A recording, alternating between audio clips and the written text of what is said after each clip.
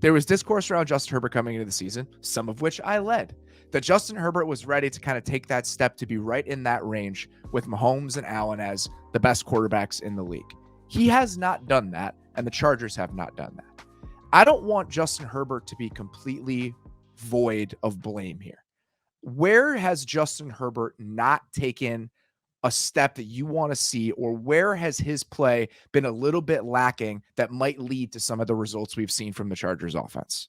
It's kind of what going into the season, what I was hoping to see more. I think I just had that Raiders Week 17 game in my head on those 3rd and 4th downs. He's just ripping it 3rd and 12 just every single time. Just try some shit. And he does do it, but sometimes I kind of want to just say F it a little earlier or more often.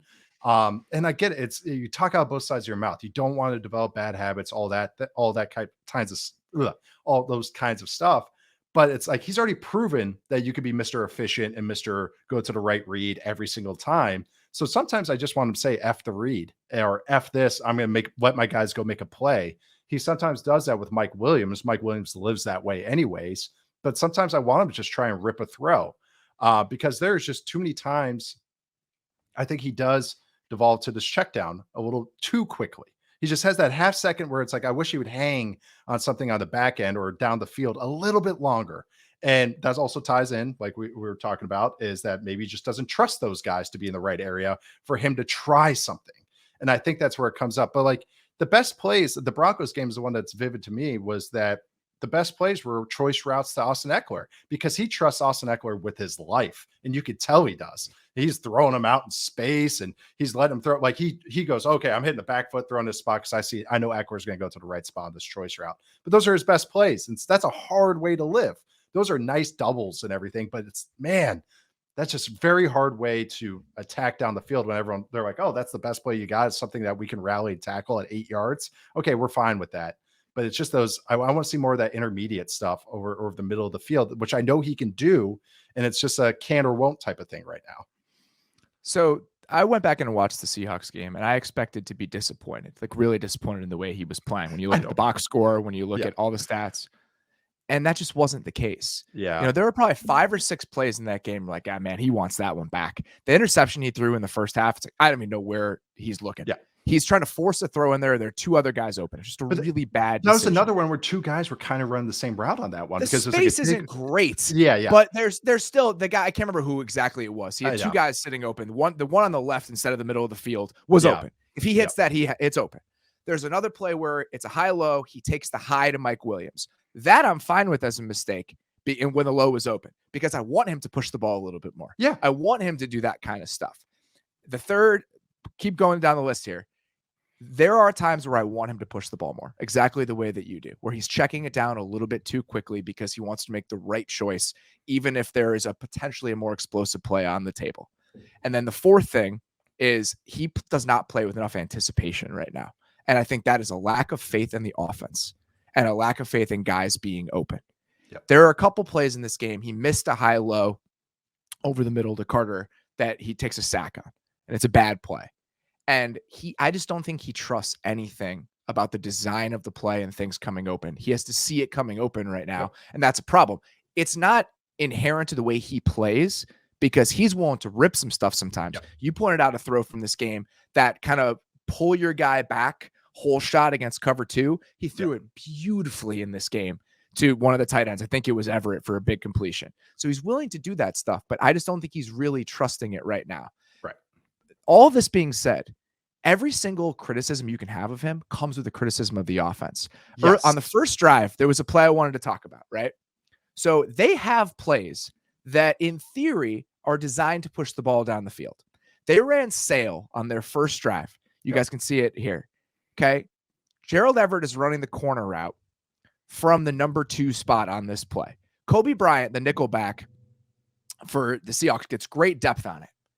But the whole point here is you're trying to clear out a corner and clear out a cornerback and run a corner route behind it. Whoever the number 1 receiver is, I think it's DeAndre Carter, just stops like 12, 15 yards down the field. So the corner never gets cleared out. So if Herbert even wants to lay that ball into space near the sideline, there's nowhere to lay it because this corner is sitting there because the wide receiver that was at the number 1 spot didn't run the guy off.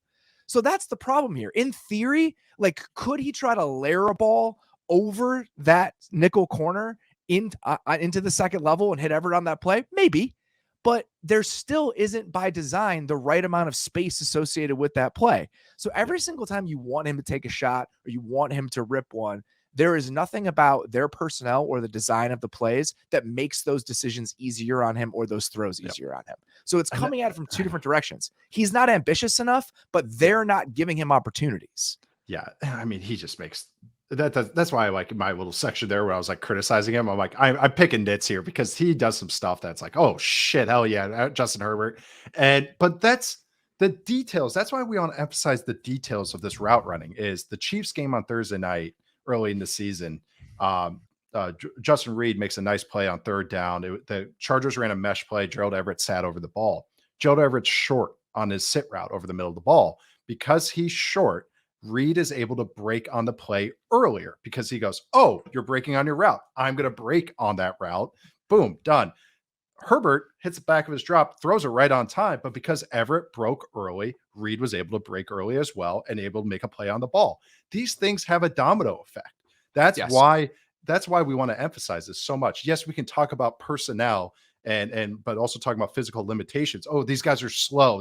They can't hit guys over the top. Well, you can still attack over the intermediate parts of the field, but attacking over the intermediate parts of the field is you have to have detail and anticipation because it's freaking hard to throw the ball over the intermediate part of the field, over the middle of the field. That is so hard. That's why I gush about quarterbacks that can do that. That's where a lot of my Trevor Lawrence love comes from, because that is a tough area. And I know Herbert can do it, but you have to have trust in the scheme. You have to run routes that attack that, but also the guys have to be detailed. If I throw a bender route on a seam, they have to be at the right landmark. You can't just ad lib and do whatever you want to feel like that. That is not how it works. They have to be at the right landmark so I can anticipate them being at that right landmark. That's why this offense is so frustrating. Is yes, they are not the fastest offense, but if a guy runs a route at 8 yards instead of 14 yards, or two guys run a dig route, DeAndre Carter has done this several times. There's a Texan game against the Texans on third down.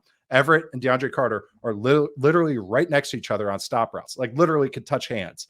And Herbert still pins the throw on Everett. And then you could see Everett and Carter look at each other like, why are you over here? But Herbert made it work. He's hiding. If this was an average quarterback, this would look atrocious. This would look so bad.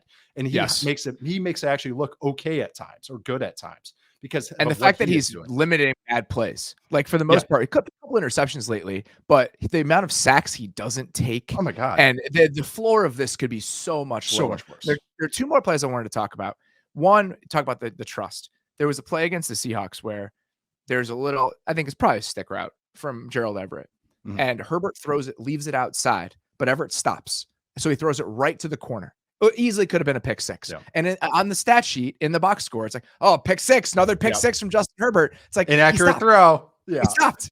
And that happens all the time. So when you don't trust those guys, that's where your lack of anticipation can come through. You're not anticipating throws because you don't anticipate those guys being where they're supposed to be. And there was another one that drove me insane. It was play action out of heavy personnel, and they ran a slant to DeAndre Carter behind it on like 1st and 10. Okay.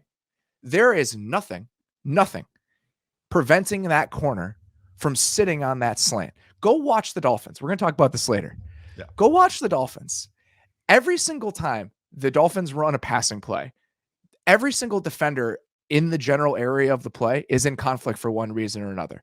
So there aren't enough opportunities created here when you don't have the talent to just completely outclass people. And they don't right now. So it's very frustrating. Justin Herbert has not been great, but I think there are a lot of other things going on here, a lot more things going on than Justin Herbert not being who we thought he was. That's exactly what it is. This is what usually when these offenses look like this, it's a personnel not being detailed. And also the calls in that personnel aren't great. It's a lot of horizontal stretching plays. And I get it. They don't have vertical speed, but there's still ways to attack vertically. You have to create triangles in the passing game, and they just don't seem to create those triangles. So like, even though I'm talking about both sides of my mouth, but they're just not attacking where defenses have to worry about getting attacked deep. So that's why the horizontal stretching isn't working, because they're not going to attack vertically. So it's just a redundant offense, and it happens on all 3 downs, and that's what makes it frustrating.